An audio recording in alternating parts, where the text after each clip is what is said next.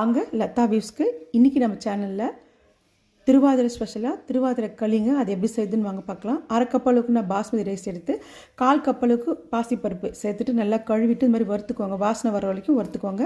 அதுக்கப்புறம் ஒரு மிக்ஸி ஜாரில் ஆறுனதுக்கு அப்புறமா 3 ஏலக்காய் சேர்த்து நல்லா ஃபைன் பவுடரை அது மாதிரி அரைச்சிக்கோங்க. கொஞ்சம் லைட்டாக குறகுறப்பாக இருக்கும். அதுக்கப்புறம் ஒரு ஃபேனில் 1/2 கப் அளவுக்கு வெல்லம் எடுத்துகிட்டு தண்ணி 1 கப்பு சேர்த்து நல்லா நம்ம கொதிக்க வச்சிடலாம். வெல்லம் கரையிறதுக்கு தான் அது.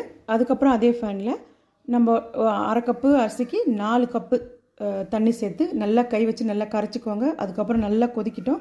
கொதித்த உடனே நம்ம வெல்லம் கரைஞ்சது இதிலே சேர்த்துட்டு நல்லா தளன்னு கொதிச்சு வரும்போது 3 விசில் விட்டுட்டு ஆஃப் பண்ணிவிட்டு பக்கத்தில் ஒரு சின்னதாக ஒரு தாளிப்பு கரண்டி வச்சு அதில் 3 ஸ்பூன் நெய் சேர்த்துக்கோங்க.